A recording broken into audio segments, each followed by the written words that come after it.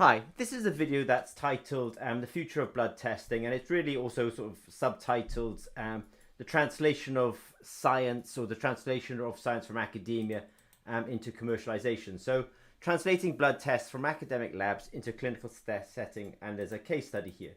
So let me go quickly, but there'll be a quick introduction to Zimmer and Peacock. I'll do a quick introduction myself.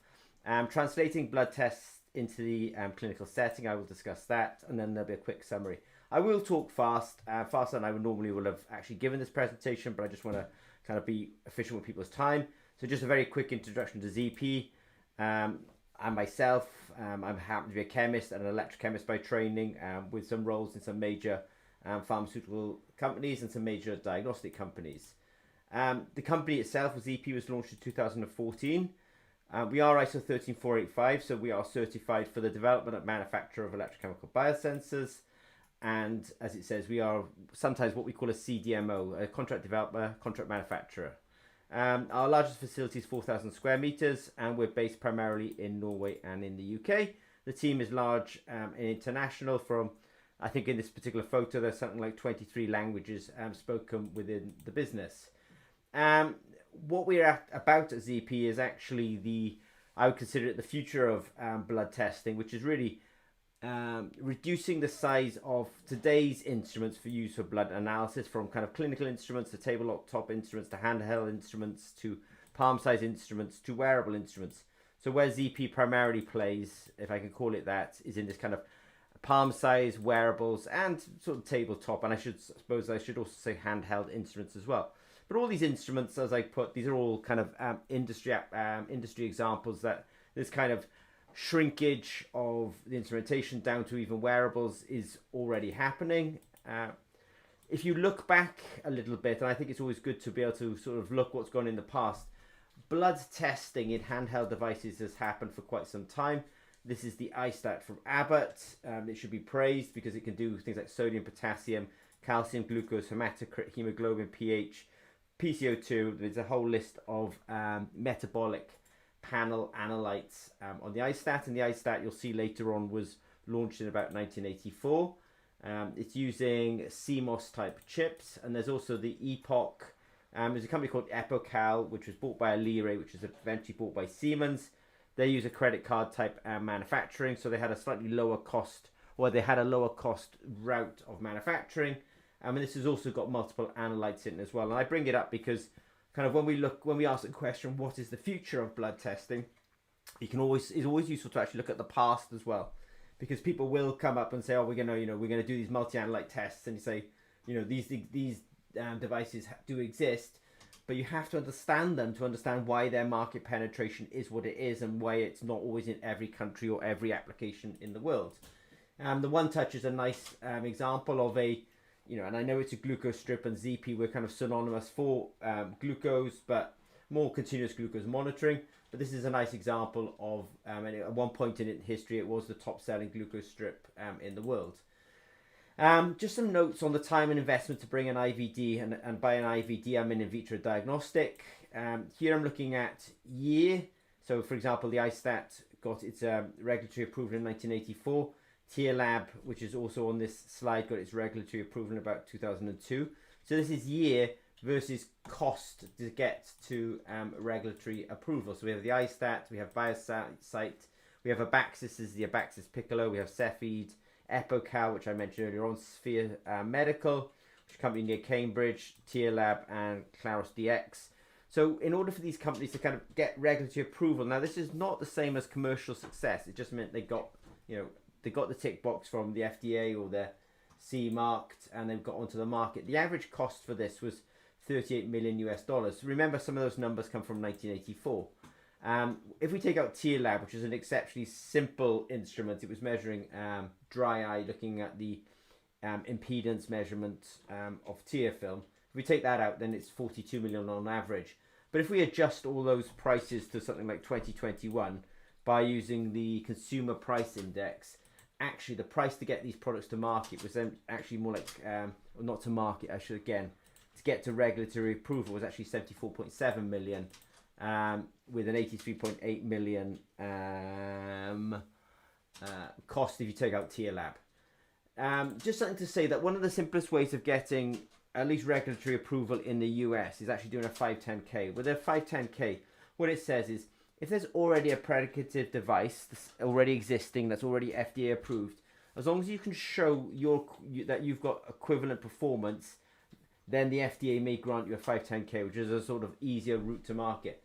But it's important to understand that the things that we understand sometimes as academics and as scientists and engineers, which would be the development and clinical units being developed, that might actually only cost you $17 million US, and the bulk of the cost is actually process of obtaining the IDE, safety, pivotal clinical trials, obtaining the 510K. These could be the expensive efforts, and that could be $63 million US, which is not too far off that kind of $83 million US I had on a previous slide. So just be careful that the things that you might recognize as a scientist, engineer, or academic as the effort is actually only, you know, a fraction of actually the total effort. It's actually the clinical approvals and the clinical trials that could actually be the expensive effort. Now, at ZP, we're quite experienced in, specifically electrochemical biosensing is a very kind of, it's got a very broad range of application including these analytes from glucose, oxygen, lactate, down to histamine, lactose, urea, glycerol, carbon monoxide, cortisol, androstenone, testosterone, troponin I, they're all on the list here. So why there is a ZP is because really we practice the science of electrochemistry, which is particularly applicable to drop of blood testing. So if we're talking about the future of blood testing, then, you know, testing at home in a not in a centralized laboratory is the future, and ZP and the way we do our science and our manufacturing is really part of that really part of that movement, and it also translates itself into wearable. This is the Abbott Freestyle Libre 2. It's not a ZP product, it's just to illustrate the kind of technologies that we do like to get involved with at the ZP. Application wise at ZP, we do tend to get into food quality, we do get involved in soil monitoring, we do get involved in veterinary applications, and of course we do get involved in the future of blood testing, essentially testing analytes in drops of blood.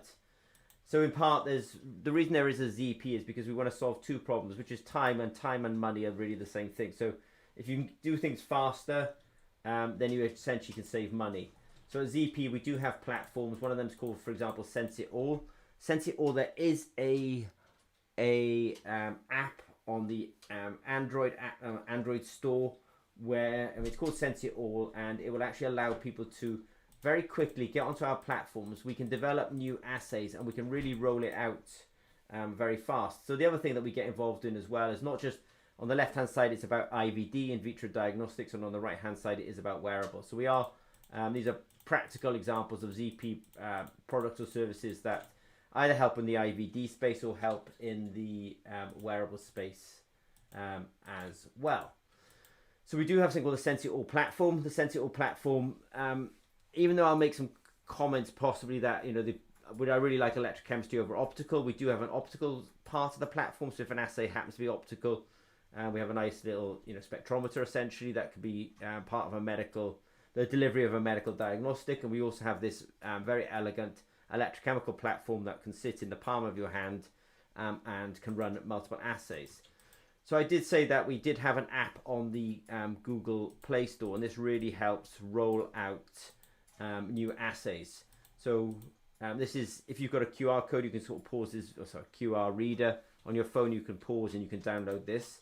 And then this will allow you to actually move between different assays. So you'll find out that the app is very smart, that the app tells the hardware what to do, and the hardware gives the data back to the app, and the app turns the raw signal into actual concentration. So we have a chili assay, we have a ginger assay, we have a nitrate assay, we have a total antioxidative status assay. So we have all these assays that all run, for example, on the Sense It All platform. I'll run a video here where one of our engineers essentially goes through that workflow. I can see they're using the app here, they'll log into the app, they'll make a connection with the hardware in a minute. At the same time, I'll run this video as well. It says that we can deal with both electrochemical and spectrochemical assays. If it's electrochemical, there's one sort of hardware. If it's spectrochemical, there's another piece of hardware, but both of them talk to the same app, and the app will make a Bluetooth connection with them. We have something called Julie. This is really important. It's hard when people think to necessarily build a cloud database system or cloud management system that actually can receive data, but we do have that and it's been really developing over 9 years. It's often, just a quick backstory, at one point we've actually ended up changing the code completely, but that's not unusual actually. You do that in cloud development quite a lot. Anyway, the sensors go onto the hardware, the samples go onto the sensors, the app runs the meter, the meters give the data back to the app sends the data to Julie, we convert it into numbers, and then we actually send the results back to people's smartphones as well. We do have some quite elegant ways of bringing samples to the sensors. When at ZP, everything we do really is about sort of scalable manufacturing, and that does also involve scalable fluidics as well. So this is just like a glucose strip. You know, they're able to bring sample very quickly and repeatedly to the sensor. If you don't bring sample repeatedly to the sensor, then it will become part of the signal. It will give you essentially error. We do a lot of printed electronics, so screen printing at ZP is I don't want to say it is a big thing, and we're really good at reproducibility of manufacturing.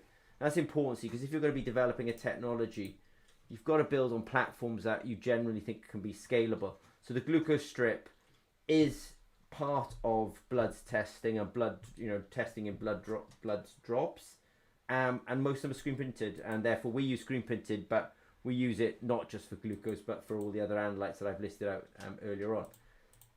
Even though I'm going to talk primarily about, or I am talking primarily about blood testing today at ZP, we also have worked on kind of very hard problems like actually testing in the breath as well. So this is something that we did during the SARS-CoV-2 with an excellent company called Exhalation Health, using some nice IP from a company called ALIKSIR in the UK. So I'm just going to a quick case study of trying to bring academic technologies to the market. There is a problem in most healthcare systems and most economies, which is actually stroke. Stroke affects the healthcare system directly and affects the overall economy. Now, in the UK, there's something called FAST, which is kind of, if somebody's got a face weakness, an arm weakness, and speech problems, then you have to immediately act because they could be having a stroke. And if you can treat a stroke very quickly, then you can reduce the long-term effects, and therefore the effect on the person, but also effect on the healthcare system, and then ultimately the effect on the economy as well. So there was a entrepreneurial company called Sarissa. I will sort of dive into them. This is the kind of macroeconomics or health economics look at this, that stroke is a kind of large disease. Unfortunately, lots of people in the UK, for example, do suffer from it, but 50% of cases, for example, might be what they call stroke mimics. So what Sarissa was trying to do was separate between actual strokes and what they call stroke mimics. And then you have your kind of health economics that, this problem can cost 35 billion, 27 billion around EU. So it's, those numbers tell you that this is a problem that's worth working upon. So in this case, this is from the Guardian newspaper. They reported on the founders at Sarissa, who were making something that they were calling it the smart chip. And they were basically trying to, as a founder and entrepreneur, what you're trying to do is get across this kind of chasm of death where if you're with your academic hat on, you're on one side of the chasm, and then you're really trying to get across to the commercial side of things. I haven't really mentioned MVP today, minimally viable product, but minimal viable product is part of lean startup and lean thinking. And this is something that we have at ZP. You'll kind of hear us say, fail fast. And fail fast just means, it also means succeed fast as well, but it just means you have to do things fast. You can't have these long 15-year product development cycles, but because by the time you get there, the market's changed. You may even have come up with some cures for stroke or some treatments that actually reduce the number of strokes, etc. So your product is less commercially viable. So deep respect for Professor Nick Dale. He launched this. He worked on this for years. He had this idea pre-1997. He observed it by observing tadpoles and swimming, and he kind of realized that it was adenosine buildup that kind of caused that. They launched a company with some fellow academics, and they were really looking at the detection of purines in the diagnosis of diseases. And there was I think the company was founded in 2002, and then it was a spin out of Warwick University. So they had some investment rounds, angel investors, Innovate UK. Innovate UK is a good source of funding in the UK, and I would recommend it. It's kind of what they call non-diluting funding. As a SME, a small medium enterprise, you can get up to like 90% of your costs covered. They had a venture round. It's a very small round of 1.2 million. And anecdotally, I believe that they may have got up to about 4 million and produced a piece of hardware. So this is their hardware. It's a kind of like a glucose strip. There is a sensor and a meter involved in it. That's the sensor, and the back end was the meter. They generated a whole series of IP. Just a cautionary note. This is not strictly speaking to Sarissa, but it is part of my sort of lean startup mentality, which is you've got to get out there quickly and you've got to find out what the problems are, because there is something that even if you are successful in launching a product, you can be often you're actually at which point when you first launch a product, you might not actually be making money, you're actually losing money. And you may find that you're selling to what we would call the early adopters in commercialization, but the early majority, which may be, the bulk, for example, of the NHS, are actually waiting for a lot more evidence than you're able to provide. And there's this chasm between you and them. And so you do have to be aware of it, and you have to kind of have plans how to deal with it. And that's why I think lean startup mentality, which also has that kind of what they call agile thinking associated with it, and also pivoting. You have to sometimes be pretty clever, because you don't want to go out of business in the middle of that chasm. Unfortunately, Sarissa, and I think they were heroes. They did go into liquidation, and what happened was they were in clinical trials. It was hard to recruit for a clinical trial. It was very hard to recruit for stroke, because stroke is not something you can predict. It just people just turn up at the emergency room, and 50% of them are mimics anyway. It was in the middle of COVID-19, terrible, so they did run out of money. And they also have a sort of struggle that purine is a transient signal, that when somebody's having a stroke, it peaks up and then it dissipates quite quickly. So they're trying to demonstrate the clinical utility of their purine marker in a disease that's hard to predict, in a disease where actually, it's very hard to recruit in the middle of COVID-19. So I can see that, it was a perfect storm against them, and for that I am sorry. Now, where are they today? We were lucky enough at ZP that actually we were able to save some jobs, and we were able to save the IP. And I think this is really a lesson about translation, that they did build all this hardware, and at ZP, in fact, I think that if people work with ZP, you'll find that we have this thing called the Sense It All platform. So you don't have to go and build all the electronics from the ground up, or build screen printed electrodes from the ground up. These kind of technologies are off the shelf at ZP, and that really would. We've got people into preclinical trials in something like 3 months because of the existing hardware. So lessons learned: be prepared for money funding running out. It's good to be optimistic, but you should always have the fear of pessimism that you're going to run out of money. Be careful of the advice you receive. There's plenty of people giving advice, but some people haven't got the experience to give the advice that they're otherwise giving. Be careful, that you can actually run out of money, and to fail fast. This is lean startup mentality, that you should fail fast, and that really is a sort of MIT, I think, philosophy.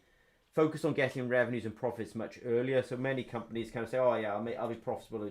Don't say 10 years, but if you do say 10 years, it's I would say it's 5 years too late.